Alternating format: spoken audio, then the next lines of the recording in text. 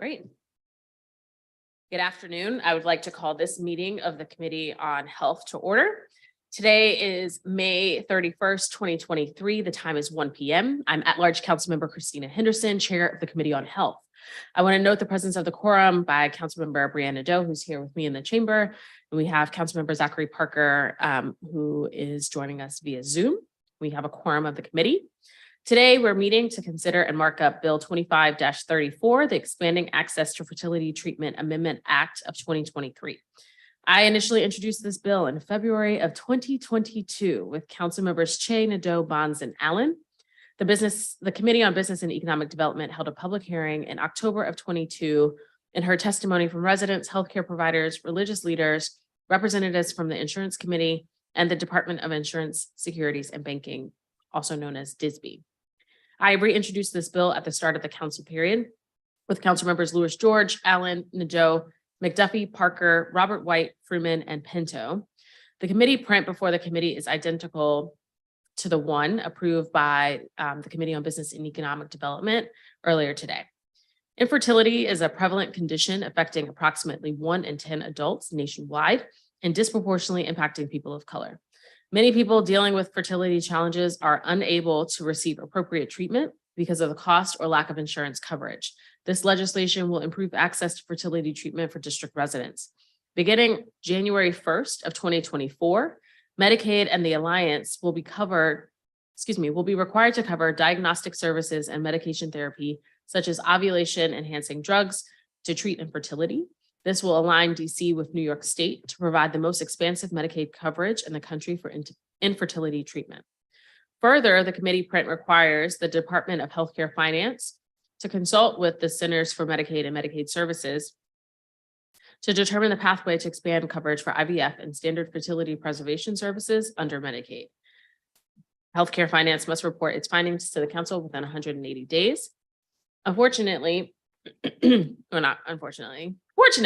the committee was able to fund the Medicaid and Alliance portion of the bill in the FY24 budget, which the council voted on yesterday. So this coverage will take effect immediately on January 1st of 2024. For private insurance, this legislation will require health insurance plans to cover diagnosis and treatment for infertility, including IVF and standard fertility preservation services. Standard fertility preservation services are used when a patient must undergo treatment, such as for cancer, that might put their future fertility at risk. The private health insurance coverage mandates are effective January 1st, 2025, to allow time for insurance companies to implement the coverage in their plans and to give DSBE an opportunity to conduct an actuarial assessment to determine specific costs. The committee funded this actuarial assessment in this budget, which will return the information necessary to accurately fund the remainder of the bill in next year's budget cycle. The committee print includes several changes from the introduced version, some of which have already been mentioned, but for the record, I want to go through a couple of them. So first, as I mentioned, the Medicaid and the Alliance are treated separately from the private insurance market. Medicaid and the Alliance will cover diagnosis and treatment via medication therapy, and the bill will require further research into expanding further coverage. As I mentioned, this change matches the most expansive Medicaid coverage in the country. Now, the committee did hope to expand Medicaid and Alliance coverage to include the full spectrum of care, including IVF and fertility preservation services. However, since no state has ever done so, there were concerns that CMS would not consider such services medically reasonable and necessary as required to receive federal matching funds. This is why the bill requires Healthcare Finance to work with CMS to determine how this coverage can be expanded in the future. Further, since Medicaid has not covered these services in the past, fertility specialists are generally not enrolled as Medicaid providers. This means that even if the services were covered, enrollees would have a severely limited access until providers enrolled in Medicaid. The committee looks forward to working with Healthcare Finance to expand this coverage in the future. And we will continue to engage the provider community to ensure that not just coverage, but real access to fertility services are available to all district residents.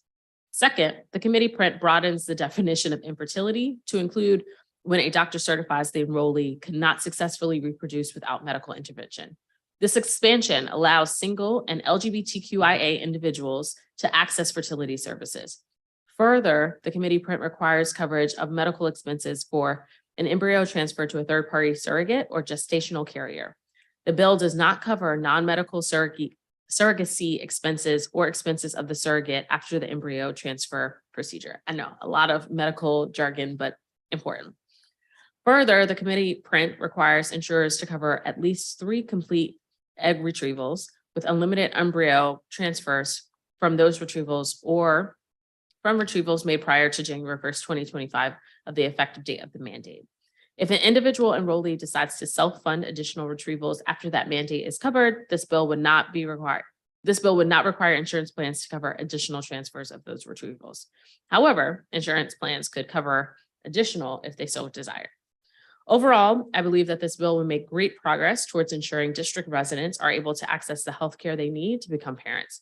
And I want to thank all of the public witnesses who were vulnerable enough to testify, as well as all of those who reached out to me personally to share their stories on their IVF journeys. At this time, I'd like to first, I'll recognize that we've been joined by Councilmember Charles Allen from Ward 6, but I want to open up the floor for discussion of the committee print, the committee report to anyone who has any statements.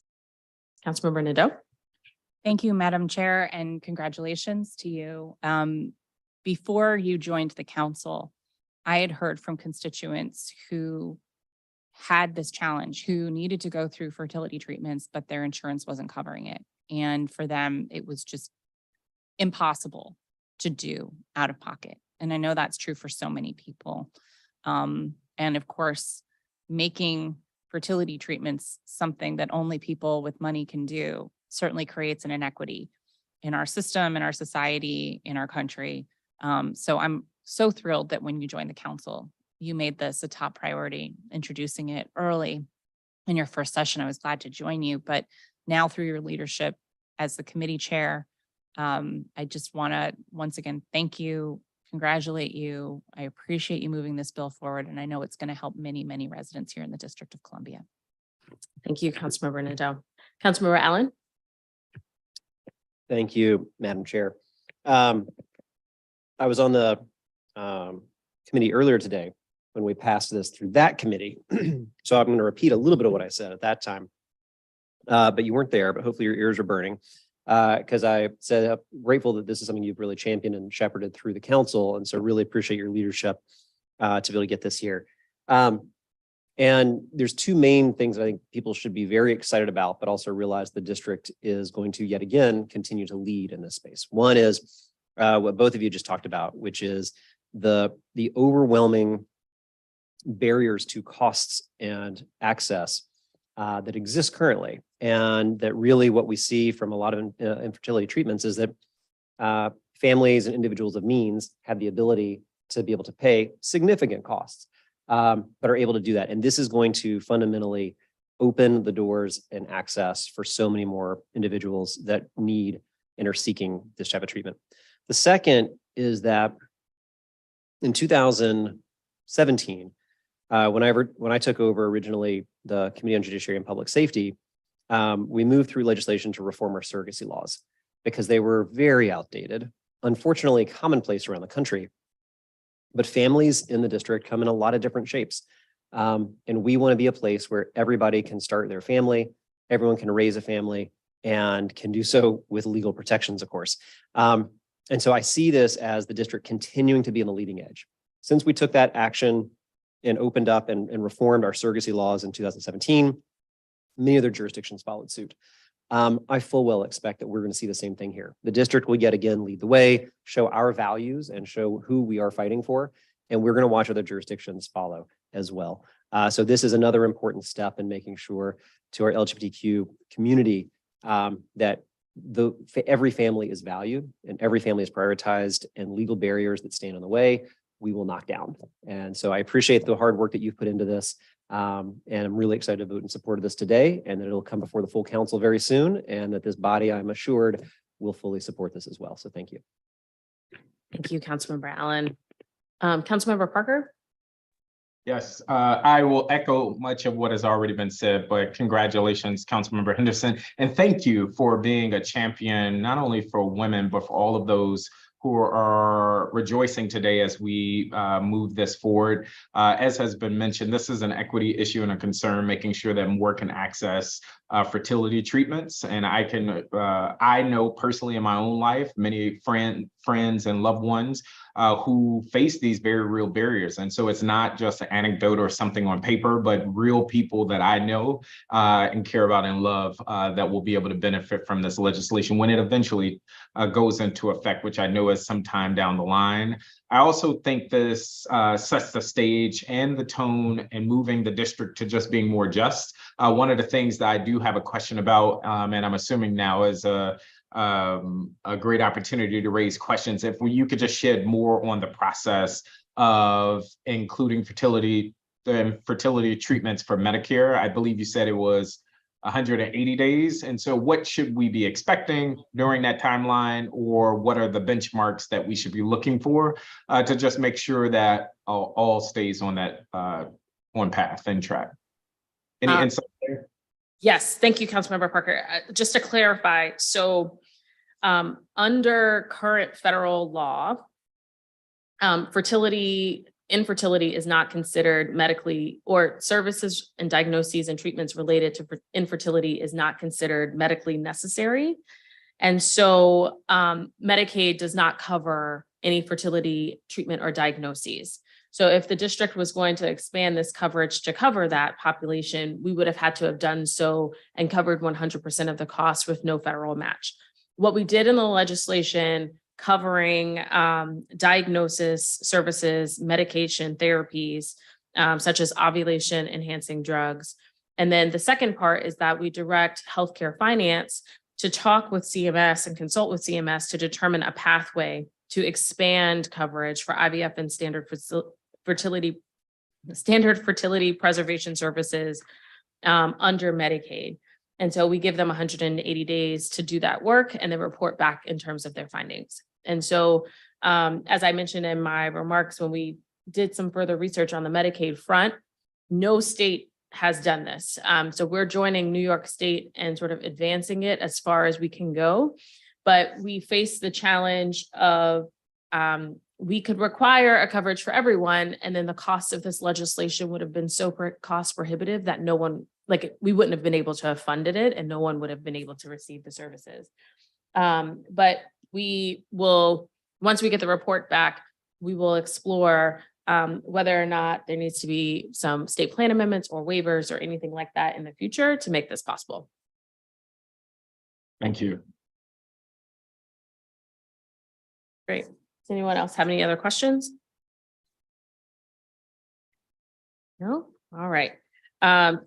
I also just want to mention, I want to thank all of my colleagues for their comments. I'm sure they've heard the stories as well and seen the news reports. They're like Facebook groups of people who have taken jobs, second and third shift at places like Amazon or a side job at Starbucks to be able to just access this health insurance coverage because both of those companies do offer fertility treatment. And so I'm glad we're moving this forward and joining our neighboring states of Maryland in this regard. So I move the committee print and committee report for Bill 25-34, the Expanding Access to Fertility Treatment Amendment Act of 2023, with leave for staff to make technical and changes in consultation with the Office of General Counsel. All in favor, please say yes. Aye. Aye. Yes, aye. Yes, sorry. Any opposed? Let the record reflect that the vote was unanimous. And here we get a little bit technical. So the Committee on Health markup will now go into recess. We will reconvene at approximately 1:45. During the recess, we'll now take about a 5-minute break. We're going to start our confirmation roundtable for 2 nominees to the Board of Massage Therapy, and then we will come back. So the time is 1:16 and the committee meeting is in recess. We will be back in 5 minutes to begin the roundtable. Thank you.